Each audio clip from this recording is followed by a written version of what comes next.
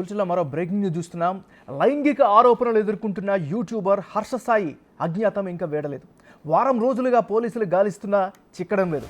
దీంతో ఇప్పటికే విదేశాలకు పారిపోయి ఉంటాడని జోరుగా చర్చ నడుస్తోంది. హర్ష సాయి తాను ఎక్కడ ఉన్నాడు అన్నది ఎవరికీ తెలియకుండా చాలా జాగ్రత్త పడుతున్నట్లు అనిపిస్తోంది. కానీ తన ఉనికిని మాత్రం కాపాడుకుంటున్నాడు. అందుకే ఎప్పటికప్పుడు ఆడియోలు, వీడియోలు రిలీజ్ చేస్తున్నాడు.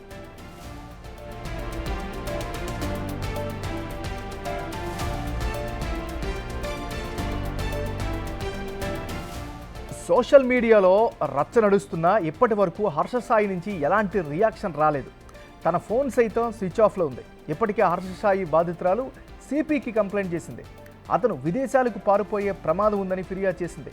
హర్ష సాయిపై మరిన్ని ఆధారాలు సైతం సమర్పించింది.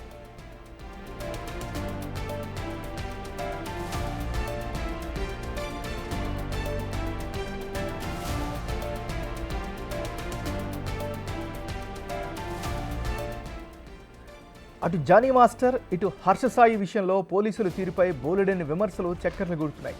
వారి కేసుల్లో ఎందుకు అలసత్వం వహిస్తున్నారు అనే ప్రశ్నలు బలంగా వినిపిస్తున్నాయి.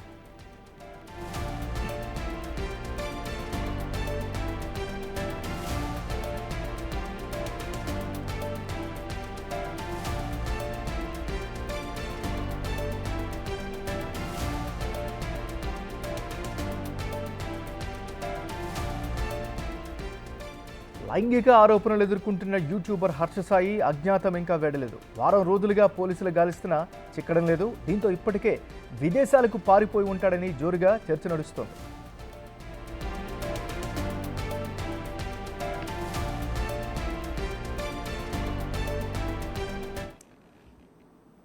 లైంగిక ఆరోపణలు ఎదుర్కొంటున్న యూట్యూబర్ హర్ష సాయి అజ్ఞాతం ఇంకా వేడలేదు. వారం రోజులుగా పోలీసులు గాలిస్తున్నా చిక్కడం లేదు. దీంతో ఇప్పటికే విదేశాలకు పారిపోయి ఉంటాడని జోరుగా చర్చ నడుస్తోంది. హర్ష సాయి తాను ఎక్కడ ఉన్నాడు అన్నది ఎవరికీ తెలియకుండా చాలా జాగ్రత్త పడుతున్నట్లు కనిపిస్తోంది. కానీ తన ఉనికిని మాత్రం కాపాడుకుంటున్నాడు. అందుకే ఎప్పటికప్పుడు ఆడియోలు, వీడియోలను రిలీజ్ చేస్తున్నారు. ఇక ఇదే అంశానికి సంబంధించి మరింత అప్డేట్ని మా రిపోర్టర్ రాణా అందిస్తారు. రాణా, చెప్పండి. అయితే మన దాదాపు వారం రోజుల పైన అయిపోయింది. ఇప్పటికే బాధితురాలు అనేకమైనటువంటి ఆధారాలు కూడా సమర్పించింది. అయినప్పటికీ పోలీసుల నుంచి ఎటువంటి స్పందన లేదంటూ కూడా బాధితురాలు వాపోతుంది. ఇప్పటికే ఇదే విషయం పైన సిపిని కూడా ఆమె సంప్రదించింది.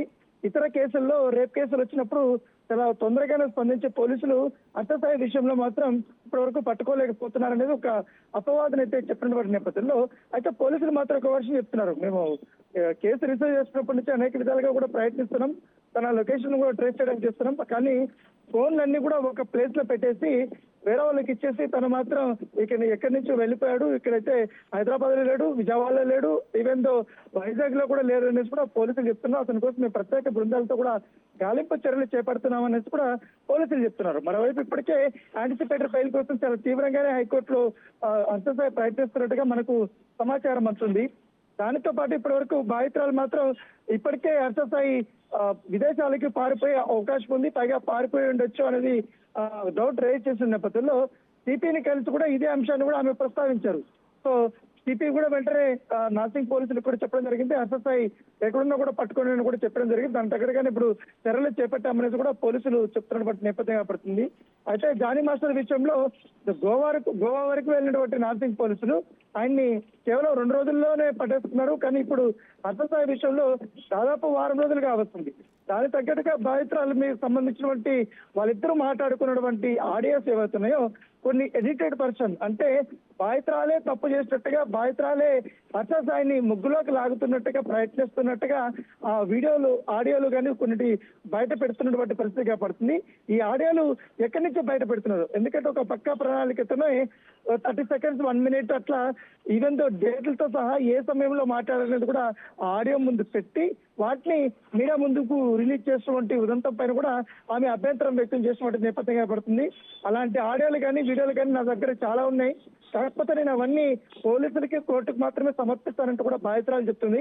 కాకపోతే కావాలని హర్ష సాయి ఎప్పుడో మాట్లాడినటువంటి ఏదైతే సినిమాకి సంబంధించిన డిస్కషన్స్ లో హీరో హీరోయిన్లు ఏ విధంగా మాట్లాడుకుంటారు, ఏ విధంగా వ్యవహరిస్తారు, ఏ విధంగా క్లోజ్ గా మాట్లాడతారు, ఒక సీన్ పండాలంటే ఏ విధంగా ఉండాలి అన్న దానిపై కూడా చర్చలు జరిగేటప్పుడు వాటిని రికార్డ్ చేసుకొని కావాలనే సోషల్ మీడియా వేదికగా అతను పంపడమే కాకుండా మీడియా వాళ్ళకు కూడా అతను పంపి నా ప్రతిష్టను దిగజార్చే విధంగా కూడా ప్రయత్నిస్తాడు. దాంతో పాటు ఈ అర్ధస్థాయికి సంబంధించినటువంటి ఫ్యాన్స్ ఎవరవుతున్నారు, ఫాలోవర్స్ కానీ అతనికి సంబంధించినటువంటి సన్నిహితులు కానీ వీరందరూ కూడా నా పైన తప్పుడు ప్రచారాలు చేయడమే కాకుండా బెదిరింపులు దిగుతున్నారు, నాకు వారి నుంచి కూడా భయం ఉందనేసి కూడా ఆమె సిపికి కూడా సంప్రదించిన నేపథ్యంలో దాని దగ్గర కూడా ఆమెకి భద్రత ఏర్పాటు చేయమని కూడా చెప్పారు. దాంతో పాటు ఇవాళ బాధితురాలు ఉమెన్ కమిషన్ కూడా కలిసే అవకాశం ఉన్నట్టుగా మనకు సమాచారం వస్తుంది. దాంతో పాటు ఇటు నేషనల్ హ్యూమన్ రైట్స్ కమిషన్ కూడా కలిసే అవకాశం. మొదటిగా స్టేట్ సంబంధించిన హ్యూమన్ రైట్స్ కమిషన్ దగ్గరికి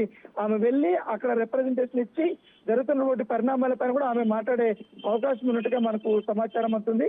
సో ఏదో కూడా అర్ధస్థాయి మాత్రం తప్పు చేశాడు, ఖచ్చితంగా అతనికి శిక్ష పడాల్సిన కూడా సోషల్ మీడియాలో పెద్ద ఎత్తున చర్చ జరుగుతుంది. కాకపోతే ఒక వర్గం మాత్రం అర్ధస్థాయికి సపోర్టివ్ గా కొన్ని పోస్టులు పెట్టడము, దాదాపు 4 రోజుల నుంచి కూడా చక్రం తప్పే విధంగా కూడా వాళ్ళు వ్యవహరిస్తున్నారు. బాధితురాలని ఒక నిందితురాలుగా చూపించే ప్రయత్నం చేస్తున్నారంటూ కూడా ఒక వర్గం ఆరోపిస్తున్నారు. ఎందుకంటే ఇటు రాజధాని లావణ్య విషయంలో కూడా ఏదైతే స్ట్రాటజీ ప్లే అయిందో సేమ్ స్ట్రాటజీ ఇలాగే ప్లే అవుతుందని కూడా బాధితురాలు చెప్తున్నారు.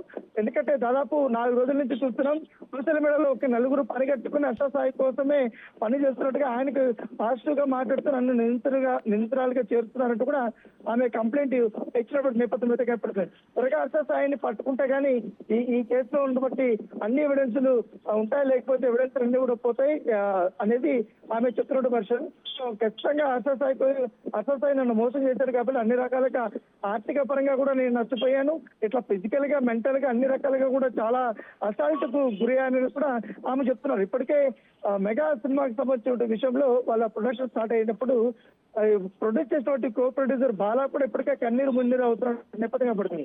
సో అసలు చెప్తున్నారు. ఇన్ని అప్డేట్స్ నేపథ్యంలో నెక్స్ట్ పోలీసుల స్టెప్ ఏ విధంగా ఉండే అవకాశం ఉంది? అయితే పోలీసులు మాత్రం చెప్తున్నారు మేము అనేక రకాలుగా కూడా ప్రయత్నిస్తున్నాం, ఇప్పటికే రాజేంద్రనగర్ ఎస్ఓటి టీం కూడా అతని ఆచరణ కోసం ప్రయత్నిస్తున్నాం, కానీ ఆయన ఎప్పటికప్పుడు ఆ ప్లేసెస్ అనేది మార్చేస్తున్నాడు. అతను ఒకసారి కారులో వెళ్తున్నాడు, ఒకసారి లొకేషన్ వచ్చి హైదరాబాద్ లో కనపడుతుంది, మరొక లొకేషన్ వచ్చి విజయవాడలో కనిపిస్తుంది, వైజాగ్ లో కనిపిస్తుంది, ఇట్లా మల్టిపుల్ గా తిరుగుతున్నాడు అనేది కూడా వాళ్ళు చెప్తున్నటువంటి వర్షం. అయితే ఇప్పటికే అతను విదేశాలకు వెళ్లిపోయి ఉంటాడు. ఎప్పుడైతే రేప్ కేసు సంబంధించిన వ్యవహారం బయటకు వచ్చిందో వెంటనే అతన్ని అక్కడి నుంచి కూడా తప్పించుకుంటాడనేది కూడా వాళ్ళు చెప్తున్నారు. ఎందుకంటే ఖచ్చితంగా అతను తప్పు చేసినా ఉప్పు చేసినా రేప్ కేసు అతనిపై నమోదైంది కాబట్టి కంపల్సరీ పోలీసులు అరెస్ట్ చేసే అవకాశం ఉంది, రిమాండ్కి పంపించే అవకాశం ఉంది. తర్వాత కోర్టులో అతను దోష అనేది తేలుతుంది.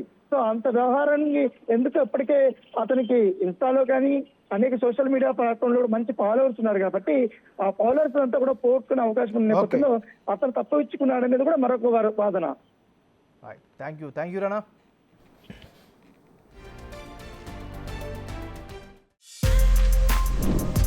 For more videos like this, subscribe Big TV channel.